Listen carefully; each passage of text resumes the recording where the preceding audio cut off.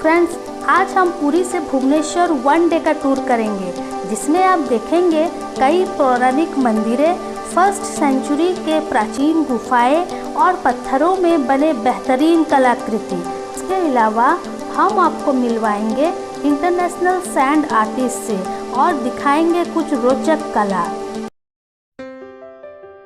Hello friends, अभी सुबह के 6:30 बज रहे हैं और हम रेडी हो गए हैं हमारे 1 डे टूर के लिए। तो फिर चलिए चलते हैं। हम ये टूर उड़ीसा टूरिज्म के साथ कर रहे हैं, इसलिए हमारा पिकअप पॉइंट है प्रांतिनिवास पुरी।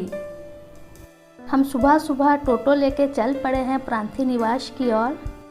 हम पहुंच गए हमारा पिकअप पॉइंट। हमें यहाँ टाइम दिया गया था 7:30 बजे का।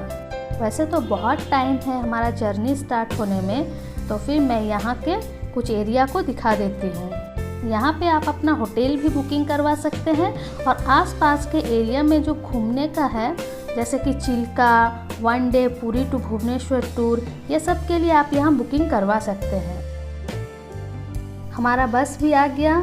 चलिए, हमें कह दिया गया बस में जाके बैठने को।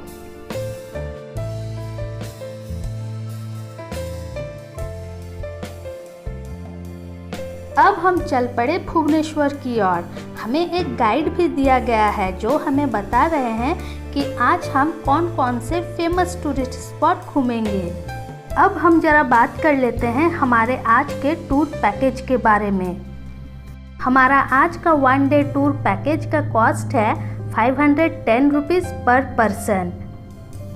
इसमें मील्स और एंट्री फी इंक्लूड नहीं है। हम भुवनेश्वर पहुंचने ही वाले थे कि उससे पहले हमारा गाड़ी रोका गया ब्रेकफास्ट के लिए। तो फिर चलिए पहले ब्रेकफास्ट कर लेते हैं, फिर बढ़ते हैं आगे। वाह, यहाँ पे गर्मा गर्म डोसा बन रहे हैं। इसके साथ साथ इडली, लड्डू, समोसा और कचौड़ी भी है। ब्रेकफास्ट के बाद हम जैसे ही आगे बढ़े, हमें दिखा भुवनेश्वर एयरपोर्ट। हम पहुंच गए हमारे फर्स्ट टूरिस्ट स्पॉट में, जो कि है लिंगराज टेम्पल। ये लेफ्ट साइड में पार्किंग लॉट है और सीधा मंदिर जाने का रास्ता। लिंगराज मंदिर भुवनेश्वर का सबसे बड़ा और पुराना मंदिर है। चलिए, यहाँ से फूल और प्रसाद लेके चलते हैं मंदिर की ओर।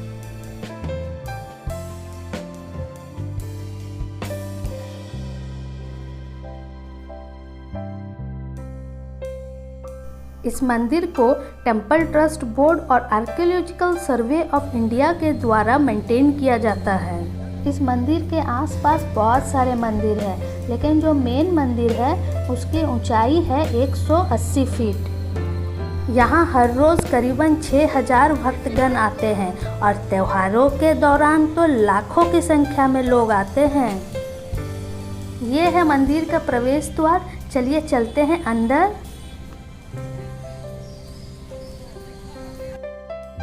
हमारा पूजा बहुत अच्छे से हो गया। अंदर में वीडियोग्राफी अलाउ नहीं है। मंदिर के भीतर मेन मंदिर के अलावा बहुत सारे छोटे छोटे मंदिर है, जिसे आप एक दिन में देख के ख़त्म नहीं कर सकते। माना जाता है कि ये मंदिर सोमवंशी के राजाओं द्वारा बनवाया गया था। उड़ीसा के बहुत सारे मंदिरों में आप पत्थर के बेहतरीन कारीगरी को आप देख सकते हैं। इसी मंदिर के पास एक रहस्यमय तालाब है। चलिए चलते हैं उधर। अमूमन जो तालाब होते हैं, है ना ये तालाब उनसे अलग, 108 शिवलिंग से घिरा। और इसे मैं रहस्यमय इसलिए कह रही थी क्योंकि पौराणिक मान्यता के अनुसार इसका भी एक दिलचस्प कहानी है। कहा जाता है कि एक बार जब शिवजी और देवी पार्वती यहाँ से जा रहे थे, तो इस जगह के सुंदरता को देखकर वो अभिभूत हो गए और वो यहाँ कुछ दिनों के लिए रहना चाहते थे और वो रहने भी लगे। लेकिन 2 राक्षसों, कीर्ति और बसा, जिन्होंने उस समय इस क्षेत्र पर शासन किया था, उन्होंने महादेव और पार्वती जी के सामने समस्या खड़ी कर दी और उनके अत्याचार से लोग भी बहुत परेशान थे। तब माँ पार्वती लोगों के कल्याण के लिए उन्हें मारने का निश्चय किया। एक दिन जब दोनों राक्षस जा रहे थे तो पार्वती जी दूध बेचने वाली ग्वालिन के रूप में प्रकट हुई और उन्हें उनसे शादी करने का प्रस्ताव दिया, लेकिन एक शर्त के साथ कि अगर वो उसे अपने कंधों पर ले जा सकते हैं तो। यह सुनकर दोनों राक्षस ने उसे अपने कंधों पर उठा लिया। जैसे ही उन्होंने पार्वती जी को कंधों में उठाया, पार्वती जी ने उसी वक्त उन्हें कुचलकर मार डाला और उन्हें ज़मीन में दबा दिया, जिससे एक खाई बन गई और यह स्थान एक तालाब में बदल गया। इसीलिए इस तालाब में शिवजी के 108 मंदिर बनाए गए हैं।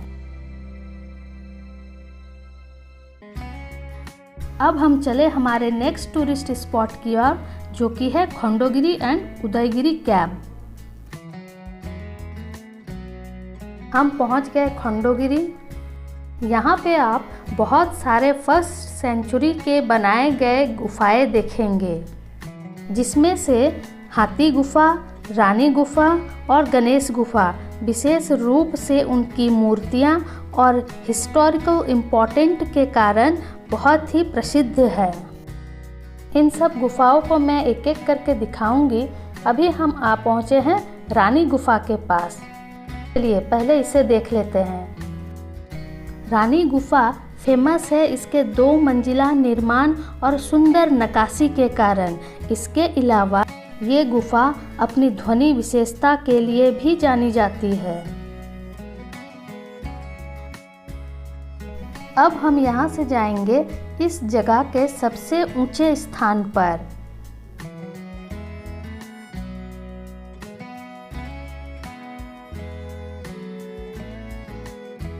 हम आ गए हैं इस जगह के सबसे ऊपरी स्थान पर। यहाँ पे कुछ बंदर भी बैठे हुए हैं, देखिए।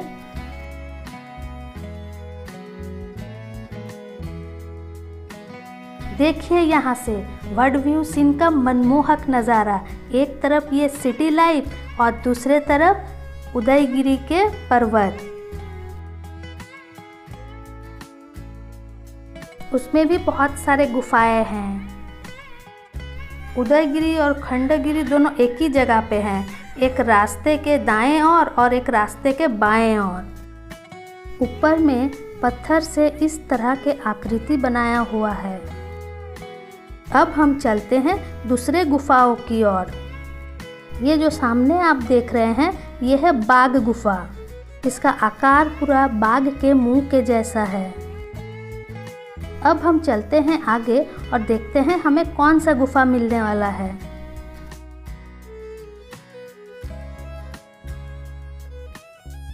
यहाँ पे भी कुछ गुफाएं हैं, देखिए।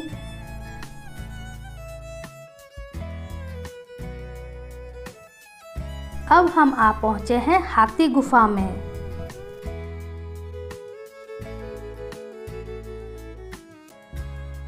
हाथी गुफा राजा खारवेल के शिलालेख के रूप में भी जाना जाता है। इस चट्टान पर देखिए ध्यान से, कुछ पंक्तियाँ लिखी गई है। इन पंक्तियों में उनके कई विजयों और उनके शासन के तरीके का उल्लेख है।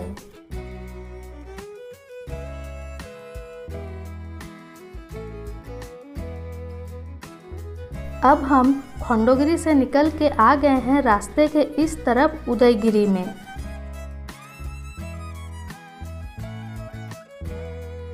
हम आ गए हैं इस स्थान के शिखर पर। देखिए, यहाँ से आप खंडगिरी भी भलीभांति देख सकते हैं।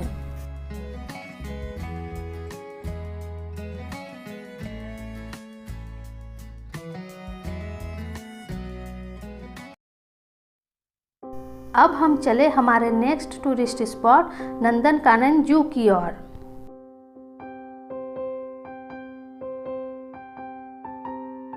हम नंदनकानन पहुंच गए। भुवनेश्वर से नंदनकानन की दूरी है सिर्फ 11 किलोमीटर। ये सारे स्पॉट भुवनेश्वर के एरिया में ही है। इससे पहले जो हम खंडोगिरी उदयगिरी गए थे, वो भी सिर्फ 7 किलोमीटर की दूरी पर है भुवनेश्वर से। चलिए चलते हैं अंदर। एंट्री फ़ी है 50 रुपीज़ पर पर्सन और बच्चों के लिए 10 रुपीज़। टाइमिंग है सुबह के 8 बजे से शाम के 5 बजे तक। और हाँ, एक बात का ध्यान ज़रूर रखें, सोमवार को यानी कि मंडे को बंद रहता है।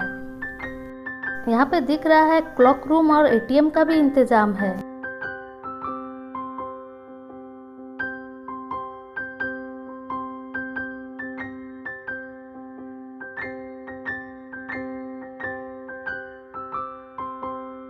जू में आते ही हमने सबसे पहले देखा बाघ। देखिए, दो है।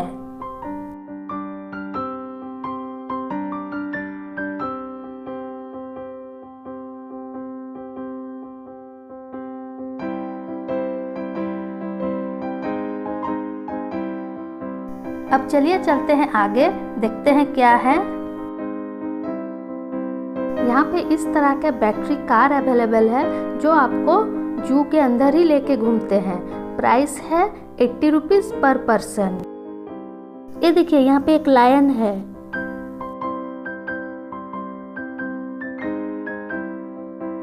अब चलते हैं आगे, हमें बताया जा रहा आगे हाथी है।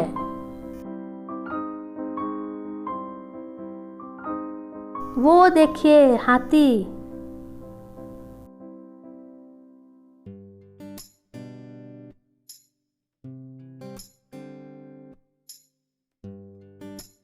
हाथी देखकर हम जैसे ही आगे बढ़े, वो देखिए हमें क्या दिखा, हिप्पोपोटामस।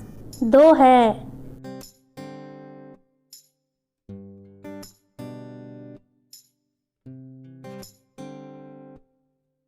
यहाँ पे चिंपांजी 3 है लग रहा, नहीं 4 है। यहाँ पे देखिए हाइना। अब हम इस डायनासोर के अंदर जाएंगे। अंदर में हमने देखा पानी में रहने वाले कुछ जीव और एक सांप घर भी है जिसमें तरह तरह के सांपों को रखा गया है। तो पहले हम पानी में रहने वाले जीवों को देख लेते हैं, फिर जाएंगे सांप घर की ओर। यहाँ पे हमने छोटे बड़े नाना प्रकार के टॉर्टोइज, मगरमच्छ और घड़ियाल देखा और इसके साथ साथ रंग बिरंगे बहुत प्रकार की मछलियाँ।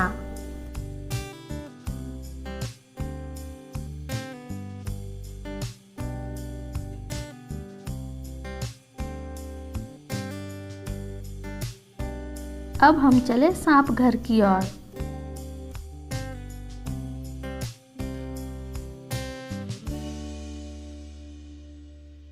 इस सेक्शन में छोटे छोटे कांच के घर बनाकर नाना प्रकार के सांपों को रखा गया है। वहां से निकल के हमने देखा ये बार्किंग डियर और कुछ स्पॉटेड डियर।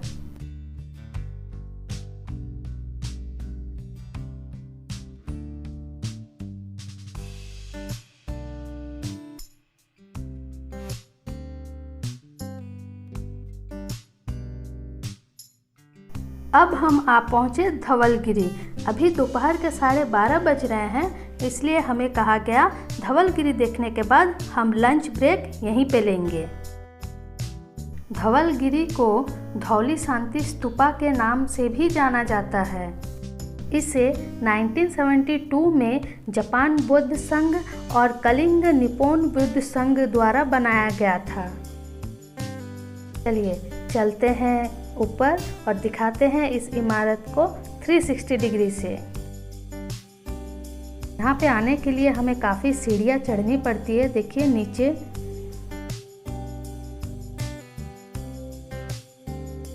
देखिए, यहाँ से ये वही स्थान है जहाँ पे प्रसिद्ध कलिंग युद्ध लड़ा गया था।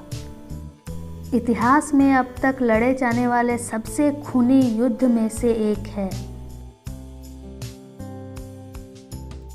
चलिए चलते हैं आगे। ये यहाँ पे स्लीपिंग बुद्धा का एक मूर्ति है। यहाँ के दीवार में बने आकृतियों से हमें शांति का संदेश दिया जा रहा है।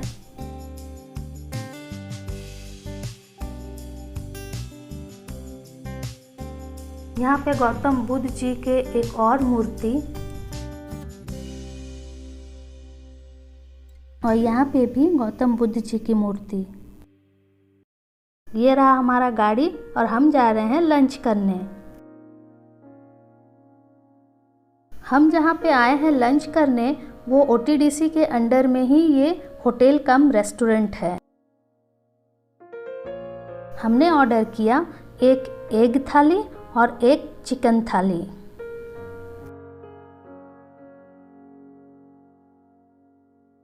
लंच करने के बाद हम आ पहुँचे हैं कोणार्क सन टेम्पल। हमें यहाँ आने में वक्त लगा करीबन 25 मिनट। चलिए चलते हैं एंट्री गेट की ओर। रास्ते में इस तरह के बहुत सारे छोटे छोटे स्टॉल लगे हैं। आप चाहे तो यहाँ से ख़रीदारी कर सकते हैं, लेकिन अगर आप अपना होटल पूरी में बुकिंग कराए हैं तो मैं रिकमेंड करूँगी कि आप ख़रीदारी वहाँ नाइट बीच मार्केट से ही करें, क्योंकि वहाँ पे आपको बहुत सारे वैरायटी के आइटम मिलेंगे इन अफोर्डेबल प्राइस में। पूरी नाइट बीच मार्केट को अगर आप डिटेल में देखना चाहते हैं, जैसे कि वहाँ मिलने वाले चीज़ों का प्राइस, क्वालिटी, मार्केट का टाइमिंग, तो मैंने इस वीडियो का लिंक डिस्क्रिप्शन बॉक्स में दे दिया है, चेक ज़रूर करें। वो रहा हमारा कोणार्क मंदिर, हम काफ़ी करीब पहुँच गए हैं। चलिए एंट्री टिकट करवा लेते हैं। एंट्री फ़ी है 40 रुपीज़ पर पर्सन और टाइमिंग है 6 AM to 8 PM। ये कोणार्क टेम्पल भुवनेश्वर से आपकी दूरी है 66 किलोमीटर और पुरी से 36 किलोमीटर। चलिए देखते हैं यहाँ के अद्भुत कलाकृति और जानते हैं यहाँ के इतिहास के बारे में। कोणार्क सूर्य मंदिर 13वीं शताब्दी वर्ष 1250 में बनवाया सूर्य मंदिर है। मंदिर के अधिकांश भाग अब खंडर ही हो चुके हैं। अब तो इस मंदिर के पत्थर इस तरह से टूट टूट कर गिर रहे हैं। वाह, देखिए जरा इन पत्थरों में फैले कारीगरों के जादू को। चलिए मैं इसे आपको और नज़दीक से दिखाती हूँ ताकि आप और अच्छे से समझ पाए। इन बेहतरीन कला को देखकर हमें मजबूर कर देता है सोचने में इन कारीगरों के लगन और मेहनत को।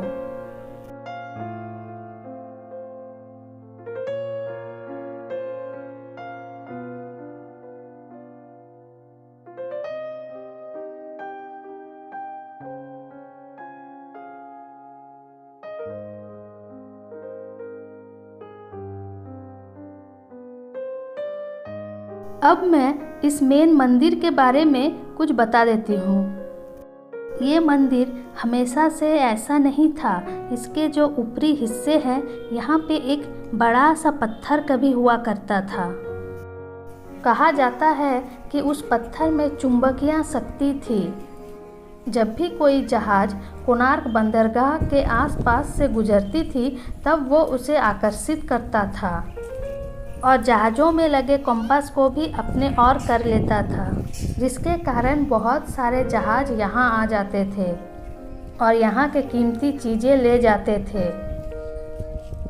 ठीक उसी प्रकार पोर्तुगीज भी यहाँ पे पहुँचे थे। हमारे यहाँ के बहुत सारे कीमती चीज़ वो ले गए और उसके साथ साथ वो मंदिर के ऊपर का बड़ा सा पत्थर भी। तब से मंदिर का ऊपरी भाग खाली है। चलिए अब देखते हैं मंदिर को अंदर से। मंदिर के अंदर अभी इस तरह के पत्थर भर दिए गए हैं ताकि मंदिर को टूटने से बचाया जा सके। अगर आप चैनल में नए हो तो कीजिए चैनल को सब्सक्राइब और हिट कीजिए बेल बटन को ऑल ऑप्शन के साथ ताकि आपको नए नए वीडियो के नोटिफिकेशन मिलते रहे। अभी हम कोणार्क सन टेम्पल से निकल के चले हैं चंद्रभागा बीच की ओर। हम पहुंच गए चंद्रभागा बीच। ये सिर्फ 3 किलोमीटर दूर है कोणार्क सन टेम्पल से।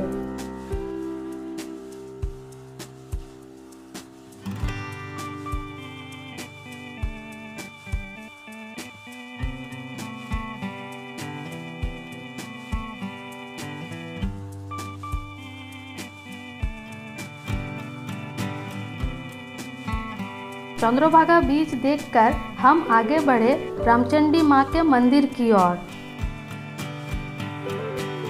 ये है रामचंडी माँ का मंदिर, जो कि शक्तिपीठ में से एक है। ये मंदिर कोणार्क से 5 किलोमीटर और पुरी से 25 किलोमीटर की दूरी पर है। ये जगह पिकनिक स्पॉट के लिए भी बहुत पॉपुलर है। चलिए करते हैं दर्शन।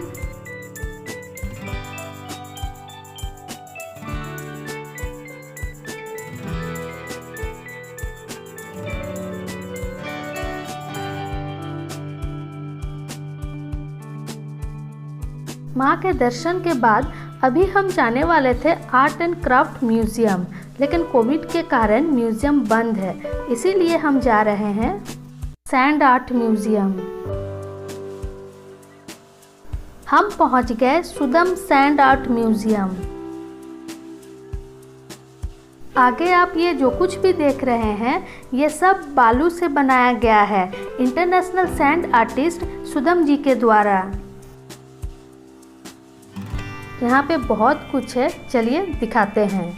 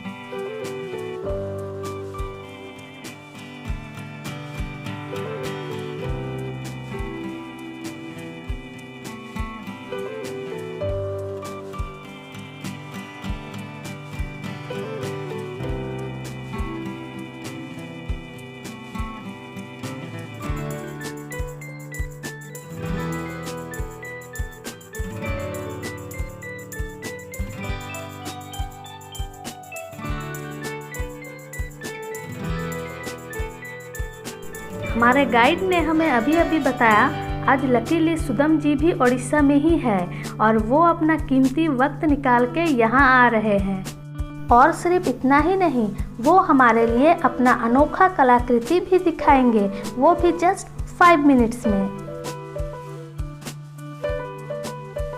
ये सुदम जी है, यहाँ पे आ चुके हैं। तो फिर चलिए देखते हैं वो हमारे लिए क्या बनाते हैं।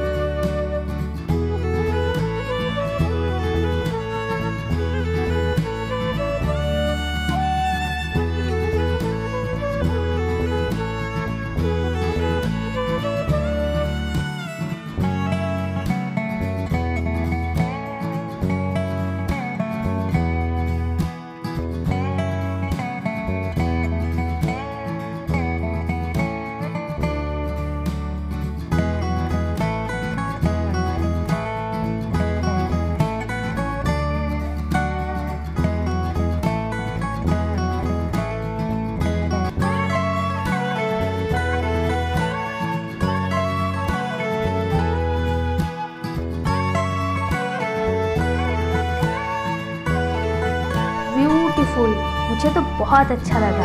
अगर आप पुरी आते हैं तो यहाँ भी घूमने आ सकते हैं।